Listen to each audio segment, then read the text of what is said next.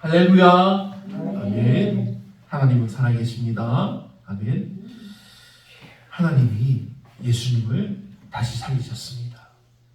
그 하나님의 놀라우신 능력이 우리로 말미암아 우리가 죽게 될 것이지만 우리를 다시 살리시고 우리로 영원히 살게 하십니다. 할렐루야. 아멘. 그런 예배에 오신 여러분, 우리 주 예수님의 이름으로 환영하며 축복합니다. 오늘 말씀은 우리는 은혜 아래에 있습니다 하는 정말로 은혜로운 하나님의 말씀입니다. 본문을 보면 우리들이 이 땅을 살게 되면서 수많은 일들을 겪지 않습니까?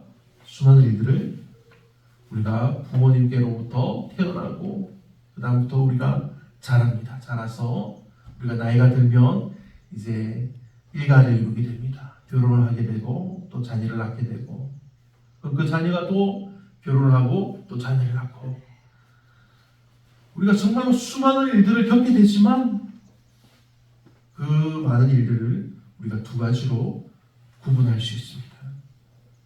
그것은 죄에 대한 것과 하나님께 대한 것입니다. 죄에 속해 죽음이 지배하는 것과 하나님께 속해 하나님을 찬양하는 것입니다. 우리들이 죄에 속해서 죽음에 속한 사람인지 아니면 우리가 하나님께 속한 하나님의 은혜 아래 있는 사람인지는 그것을 구분하는 것이 정말로 중요하다는 사실입니다. 그러므로 사랑하는 여러분, 우리가 이렇게 고백할 수 있어야 합니다. 하나님, 우리는 하나님의 은혜 아래에 있는 사람입니다. 아멘. 우리가 지난 2달이 넘는 시간 동안 전도에 대해서 계속 우리가 설교 말씀을 듣고 전도에 대해서 우리가 힘을 써왔습니다. 우리가 604 여기 있었던 플랜카드 기억하시죠? 604 총력 웨슬리 전도 컨퍼런스, 이것을 우리 강주 지방에서 하면서 이 지방에 우리 30개 교회가 정말 많은 은혜를 입었습니다. 그리고 이 컨퍼런스를 하는 동안 지방의 많은 교회들이 우리 교회를 기억하고 우리 교회의 이 힘든 상황을 알고 우리 교회를 위해서, 이 송사시온교회를 위해서 기도해 주었습니다.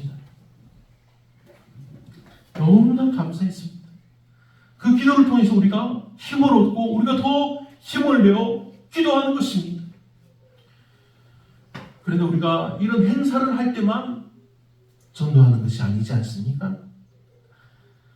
우리가 하는 전도는 항상 하나님이 우리를 얼마나 사랑하시는지를 전하는 것입니다.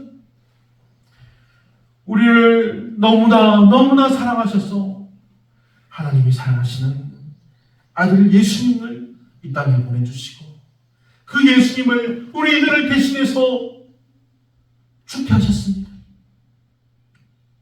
그리고 예수님을 죽은 자 가운데서 3일 동안 두시고 다시 부활하셨습니다. 우리가 이 놀라운 하나님의 은혜를 전하는 것입니다. 예수님을 믿으면 우리가 죄를 용서받고 하나님께 구원받습니다. 이 사실을 우리가 전하는 것입니다. 이것이 전도입니다. 그러니 오늘 말씀을 들을 때도 하나님 우리로 예수님 믿게 하심을 감사합니다. 우리가 예수를 믿는 것이 당연한 것이지만 다른 사람들은 이렇게 전해도 예수님을 믿지 못합니다. 우리를 항상 하나님의 은혜 안에 있게 하여 주시옵소서. 이런 믿음이 항상 충만하기를 우리 주 예수님의 이름으로 축원합니다. 아멘. 우리가 죄에 대해서 생각하면 우리가 죄인일 때 어떤 것이 제일 힘들었습니까? 우리가 예수님 믿기 전에 어떤 것이 제일 힘들었을까요? 죄가 우리를 억누르고 붙듭니다. 우리가 하나님께 나가지 못하게 우리를 막 막아섭니다. 죄가 우리를 막아섭니다. 우리는 너무 연약하고 너무 어리석었습니다. 본문 12절에서 사도 바울은 말씀을 전하고 있습니다. 그러므로 너희는 죄가 너희 죽을 몸을 지배하지 못하게 하여 몸의 사욕에 순종하지 말고. 아멘. 사도 바울이 지금 말하는 것은 우리 성도들의 몸이 이전에는 분명히 죽을 몸이라고 했습니다. 이것은 우리가 지금도 죽을 몸이라는 것입니다. 우리가 하나님께 구원받아서 은혜 아래에 있지만 우리는 죽을 몸입니다. 이것은 그리스도의 죽으심과 부활하심의 은혜가 우리에게도 있다는 말씀입니다. 이것은 그리스도의 은혜가 우리에게 임하여서 우리가 죽게 되지만 우리가 다시 살아날 것을 말씀합니다. 우리들이 영적으로는 예수 그리스도와 함께 죽고 그와 함께 부활하여 다시 살아났습니다.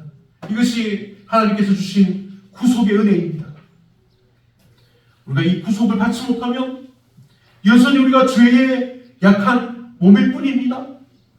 우리가 죄의 유혹을 받으면 우리가 그 죄에 너무나 쉽게 반응해서 죄에 넘어가 버리고 많은 정말로 연약한 몸이라는 사실입니다. 그럼 우리가 어떻게 하는 것이 우리 믿음의 성도들에게 유익할까요? 우리가 죄에 대해서 늘 항거해야 한다는 사실입니다. 죄가 보이기만 하면, 죄가 생각나기만 하면 예수 그리스도의 이름으로 물러가라, 그렇게 말하며 항거해야 한다는 것입니다. 본문 말씀에 몸의 사욕을 순종치 마라, 이 말씀을 우리가 주의하고 깊게 생각해야 합니다. 사도 바울은 비슷한 말씀을 한 적이 있습니다. 고린도전서 9장에서 내가 내 몸을 쳐서 복종하게 한다고 했습니다. 내가 내 몸을 쳐서 복종하게 한다. 내 몸을 쳐라는 말은 자기 몸을 막 이렇게 때리는 것이 아닙니다. 내 몸을 막 우리가 때려서 복종하게 한다는 것이 아닙니다. 내 몸을 치라는 말은 어떻게 보면 권투용어로 자신을 녹다운시키는 것, 자신을 너무 힘들게 해서 넘어지게 하는 것입니다. 몸의 사욕을 우리가 철저하게 굴복시키라는 것입니다. 이것은 정말 힘든 일입니다. 하지만 이렇게 우리가 우리 몸의 사욕을 쳐서 복종시킬 때 우리는 죄가 우리 몸에서 왕노릇한 것을 막을 수 있다는 사실입니다. 사랑하는 여러분, 아무리 우리가 말씀과 우리가 성령으로 거듭났다고 해도 우리 몸속에는 타락한 옛사람의 본성, 쉽게 말하면 죄의 찌꺼기가 아직도 우리에게 남아 있습니다. 이 죄의 찌꺼기로 인해서 우리가 늘 죄의 미혹을 받습니다. 죄가 우리를 유혹합니다. 이것은 어쩔 수 없는 현실입니다. 이 죄의 찌꺼기가 우리를 너무나 힘들게 만듭니다. 어떤 성도들은 이 죄의 찌꺼기로 말미암아 제가 아직도 죄인입니다, 이렇게 고백합니다. 아닙니다. 우리는 예수님을 믿는 순간 하나님께 의로움을 입었습니다. 우리가 예수님을 믿음으로 하나님께 구원의 은혜를 입었다는 사실입니다. 할렐루야. 아멘. 하지만 우리의 구원은 완성된 것이 아닙니다. 우리의 구원은 계속해서 우리가 앞으로 나아가며 하나님께로 나아가는 것입니다. 우리는 이 구원을 위해서 말씀과 기도로 항상 깨어있는 믿음의 삶을 살아야 한다는 것입니다. 날마다 우리가 깨어서 말씀과 기도로 하나님의 은혜를 구하며 은혜 아래에 있을 때 하나님께서 우리를 구원의 자리까지 우리를 인도해 주신다는 사실입니다. 우리가 구원받는 것이 정말 어렵습니다. 하지만 우리가 구원받는 것은 정말로 쉽습니다.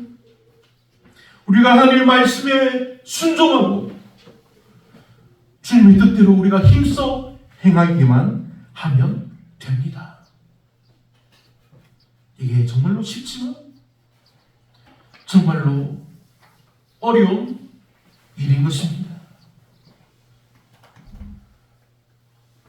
왜 이게 쉬우면서도 어려운 것일까요? 우리가 이 성경 말씀을 보면 그 내용들이 잘 나와 있지 않습니까? 이스라엘 백성들, 이 구약의 이 39권의 내용이 왜 이스라엘 백성들의 이야기로 가득 차 있을까요? 이스라엘 백성들이 하나님의 인도하심으로 애굽에서 탈출해서 하나님의 땅으로 나가게 되었습니다. 그때 어른들이 모두 죽고 그 다음 세대가 주축이 되어서 다시기를 떠나는 날이 나옵니다. 그때가 언제입니까? 애굽을 나오고 40년이나 지난 유리의 일이었습니다. 이 일이 40년 동안 이루어졌습니다. 40년의 기간이 우리들에게는 너무나 길지 않습니까? 하지만 이 40년의 기간이 이스라엘 백성을 완전히 불순종하는 이스라엘 백성을 완전히 하나님께로 순종하는 백성으로 변화시킨 기간입니다. 그래서 이스라엘 백성들은 이후에 하나님의 인도하심에 순종하는 백성이 되었습니다. 하나님이 무슨 일을 시켜도 하나님께 순종했습니다. 자신들에게 불리한 일일 것 같아도 하나님께 순종했습니다. 그래서 하나님은 그들을 하나님의 백성이라고 온 세상이 알게 하셨습니다. 사랑하는 여러분, 하나님이 여러분을 하나님의 백성, 하나님을 믿는 존귀한 사람이라고 세상 사람들에게 알게 하실 것입니다. 우리가 하나님을 존귀히 여기고 하나님을 찬양하는 여러분을 하나님이 그냥 두시는 것이 아니라 하나님이 이 땅에서 존귀히 여긴다는 말이 바로 그것입니다. 여러분을 더욱더 귀하게 높여주시고 하나님께서 붙들어 주실 것을 믿습니다. 아멘. 그리고 하나님은 이렇게 거듭난 믿음의 성도들, 이 믿음의 성도들에게 특별한 능력을 주십니다. 갈라디아서 5장 16절을 보면 내가 이르노니 너희는 성령을 따라 행하라. 그리하면 육체의 욕심을 이루지 아니하리라. 아멘. 우리가 성령을 따라 행하기만 하면 이 육체의 욕심 무엇입니까? 죄입니다. 죄를 이루지 아니한다는 것입니다. 우리가 성령을 따라 행하기만 하면 죄가 우리에게서 멀어진다는 것입니다. 성령의 능력이 우리를 거듭난 성도, 믿음의 성도로 살게 한다는 사실입니다. 그러니 사랑하는 여러분, 성령을 쫓아 행하고 우리 몸을 쳐서 복종시킴으로 여러분의 몸을 불의의 병기로 만들지 말고 오직 의의 무기로 하나님께 드리기를 바랍니다. 아멘. 옛날에는 어떤 시절이었습니까? 옛날에는 전쟁이 많았습니다. 전쟁이. 자기 나라에 무엇이 필요하면 근데 자기 나라에서는 구할 수 없습니다. 그러면 어떻게 될까요? 다른 나라를 침략하게 됩니다. 그런데 이렇게 나라와 나라 간에 전쟁이 있었지만 나라 안에도 전투가 아주 치열했습니다. 평화로운 왕이 나라를 다스리면 나라가 아주 평화롭고 잘 살았지만 하지만 좀 악한 왕이 살게 되면 그 나라에 반란이 아주 자주 일어납니다. 우리나라에도 정말 힘들 때 반란이 자주 일어났었습니다. 그런데 보통 반란군의 수뇌는 반란군의 무리는 무지한 사람을, 배우지 못한 사람들을 유혹해서 반란군에 가담시켰습니다. 그래서 왕의 군대와 전투를 해서 이기면 자기를 이겼다면서 막 즐거워하지만, 보통 왕의 군대와 싸우게 되면 어떻게 될까요? 왕의 군대와 싸우게 되면 반란군이 대부분 지게 됩니다. 그래서 수많은 포로가 잡혀갑니다. 잔혹한 왕은 그 수많은 사람들을 다 죽이고 그들의 가족은 노예로 삼게 했습니다. 하지만 인자한 왕은 어떨까요? 인자한 왕은 포로로 잡힌 반란군을 그 죄에서 용서해주고, 너희들이 나를 위해서 싸우라 하면서 자신의 왕의 군사가 되어서 또 다른 반란군과 싸우게 했던 것입니다.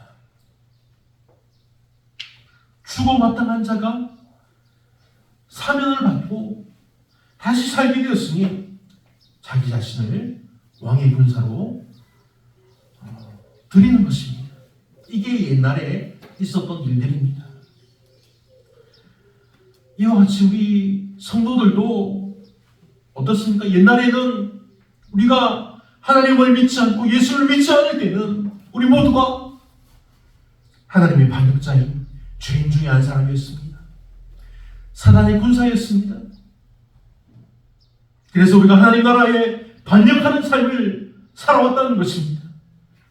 하지만 어느 순간 우리는 하나님의 은혜로 예수 그리스도의 죽으심을 알고, 예수 그리스도께서 우리를 대신해서 죽으시고 하나님이 그를 살리신 것을 알고, 우리가 하나님께 죄의 사함을 받고 새 생명을 얻게 되었습니다. 죽은 자 가운데서 우리가 산 사람이 되었다는 것입니다. 과거에 우리는 다 우리가 죄에 대해서는 살고 하나님께 대해서는 죽어있던 사람들이었습니다. 죄인이었습니다. 하지만 우리들은 이제 예수 그리스도의 구속의 은혜로 죄에 대해서는 죽고 하나님께 대해서 살게 된 것입니다.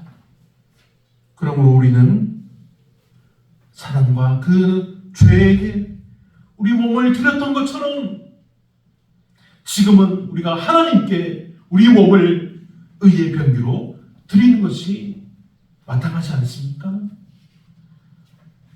우리가 그리스도 은혜로 죽은 자 가운데서 산 자같이 되었으면서도 그 몸을 의의 병기로 하나님께 드리지 않고 또다시 우리 몸을 불의의 병기로 죄에게 바칠 수 없지 않습니까? 우리 몸에 하나님의 영, 성령을 모셔놓고 그 몸을 불의의 병기로 드려서 하나님을 대항하고 공격한다면 얼마나 잘못된 것입니까? 우리는 이런 행동을 해서는 절대 안 됩니다. 우리는 우리의 몸과 우리의 지체를 오직 의의 병기로 하나님께 드려야 합니다. 그러니 여러분, 하나님께 드리십시오. 여러분의 문제와 여러분의 바람과 그런 것들만 하나님께 드리는 것이 아니라 여러분의 가장 귀한 것도 하나님께 아낌없이 드리기를 바랍니다. 하나님이 여러분이 드리는 것을 보고 하나님 보시고 갚아주실 줄로 믿습니다. 아멘. 본문 14절을 읽습니다. 죄가 너희를 주장하지 못하리니 이는 너희가 법 아래에 있지 아니하고 은혜 아래에 있습니다. 아멘. 이 본절의 말씀은 우리가 죄가 더 이상 우리를 함부로 지배하지 못하는 까닭을 말해주고 있습니다. 우리가 하나님께 의롭다고 칭함받습니다. 우리가 칭의를 받습니다. 그리스도의 새 생명으로 우리가 예수님의 새 생명으로 우리가 살아가는 것입니다. 그 이후에 죄의 통치 영역에 속하지 않는 것은 다시 사신 예수님이 은혜라는 이 새로운 통치 영역 안에 머물러 있기 때문이라고 말씀해 주는 것입니다. 말이 어렵죠? 우리가 죄에 속해 있을 때는 죄인이었지만 우리가 예수님을 믿는 순간부터 우리가 예수님의 은혜 안에 있는 사람이라는 것입니다. 예수님의 은혜 안에 있는 사람이라는 것은 그 자리를 벗어나면 죄 안에 들어가는 것이 아니라 우리가 예수님의 은혜 안에 있는 것은 항상 계속해서 이어진다는 말씀입니다. 죄가 너희를 주장하지 못하리니 이 말씀은 죄가 은혜 아래 있는 성도를 지배하지 못하는 것이 너무나 확실함과 동시에 계속해서 그렇게 된다는 것을 우리에게 밝히게 한다는 것입니다. 여기서 확실한 것은 죄가 성도를 주관하지 못하는 까닭이 여기 본문에 보면 왜냐하면으로 번역될 수 있는 단어를 통해서 우리에게 알게 해줍니다. 명확하게 알게 해줍니다. 사도 바울은 그리스도인데 이제는 더 이상 율법 아래 있지 않고 은혜 안에 있다는 사실을 말해주고 있습니다. 이걸 로마서에서 사도 바울이 죄가 아주 죽었다고 말하지 않았습니다. 죄가 우리에게서 아주 영원히 죽었다고 말하지 않습니다. 우리를 계속해서 지배하지 못할 것이라고 말했다는 것이 중요한 사실입니다. 죄의 활동이 중단되었다는 것은 잘못된 생각입니다. 죄는 옛날과 다름없이 오늘날도 예전보다 더 활발하게 죄가 활동하고 있다는 사실입니다. 우선 사실은 율법 아래 있는 모든 사람들 위해 그 죄가 군림하고 있다는 것입니다. 하지만 우리 믿음의 성도들은 법 아래 있지 않고 율법 아래 있지 않고 은혜 아래 있기 때문에 죄가 우리의 주인이 되지 못한다는 말씀인 것입니다. 우리가 은혜 아래 있다는 것은 죄로부터 우리가 안전하게 되고 완전하게 떨어져 있다는, 격리되었다는 것을 말합니다. 은혜 아래 있는 사람들은 죄보다 더 강하고 훌륭한 왕이신 예수 그리스도의 지배 아래, 은혜 아래 있으므로 그들에게 죄가 더 이상 주인으로 행세하기란 불가능하다는 사실입니다. 이러한 사실을 통해서 우리는 우리 그리스도인의 삶이 얼마나 위대한 권리, 위대한 특권을 누리는 삶인지를 우리가 잘 알고 이해하며 우리가 하나님께 감사할 수 있는 것입니다.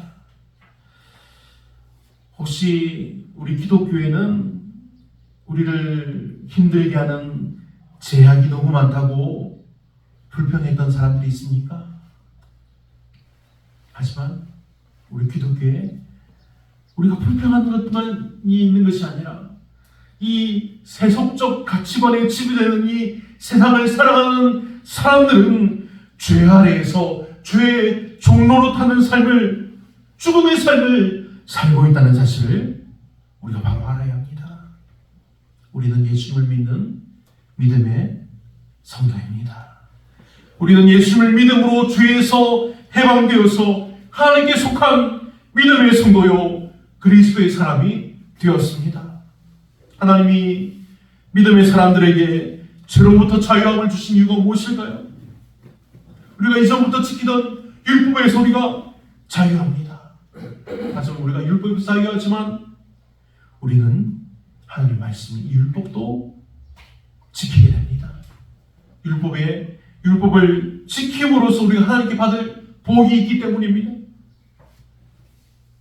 그리고 우리는 무엇보다 가장 중요한 것, 예수님의 법에 속한 은혜 아래에 있다는 사실입니다. 우리는 모두 하나님께 속한 은혜의 사람들이라는 것입니다. 그러므로 은혜 아래에 있다고 말하는 것은 죄를 멀리하는 행위, 죄와 부단히 싸우는 우리의 거룩한 삶을, 이 성화의 삶을 살아감으로써 여러분이 은혜에 합당한 사람이라는 것을 힘써 행하고 보이며 하나님의 은혜오심에 감사하며 기쁨으로 살기를 우리 주 예수 그리스도의 이름으로 축원합니다. 아멘.